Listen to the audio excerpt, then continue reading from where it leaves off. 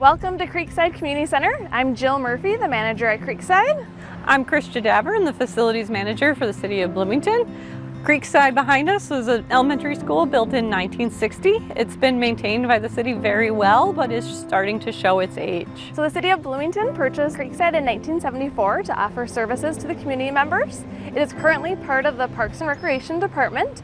We offer a wide variety of programs, including programs aimed at our older adult residents. So let's take a look inside and see what we have. While Creekside has been well maintained by our facility maintenance department, it does have limited flexibility to make structural changes. As you'll see, we have low ceiling height with exposed electrical and mechanical. This is our mechanical room here. It's actually down the stairs. This mechanical room has aging equipment from 1960 and from the 70s. In fact, today we don't have air conditioning at Creekside because this pump that does the chilled water stopped working earlier this week. The facilities maintenance does have a new pump coming early next week that we were able to expedite, but for now we don't have air conditioning because we don't have the ability to have redundancy in this building. So this is the air compressor for the building. This handles our pneumatic controls through the building. Pneumatic controls are any controls that you move and it goes. So many people grew up in houses with those, or your school growing up had those. This school still has the same. And so in order to maintain that pressure, we have to service this piece of equipment. It doesn't work like your new fancy thermostats at home. And we cannot program things to change temperature at night or with usage because it means somebody has to physically come move the dial. Creekside's electrical is also out of date and out of code. In fact, the electrical panels themselves, we can no longer get new parts for. We are actually sourcing used parts to do repairs, which can often take longer as normal hardware stores and electrical contractors do not have these parts on the shelf any longer.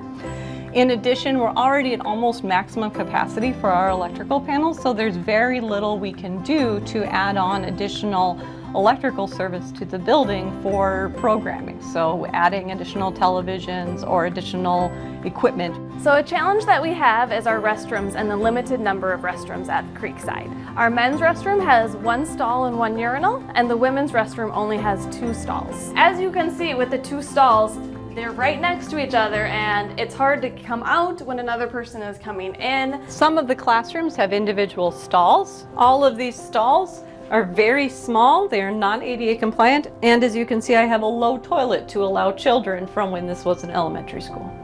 The fire alarm system throughout this building is no longer up to code. It is code from when it was built, which means that there's no sprinklers, there's some pulse stations, and there's just a few places where there are the right number of devices. We have all original windows from 1960. As you can see, challenge to open and close the blinds, and there's rust. We are currently in the Minnesota Valley Room. It is our largest space here at Creekside.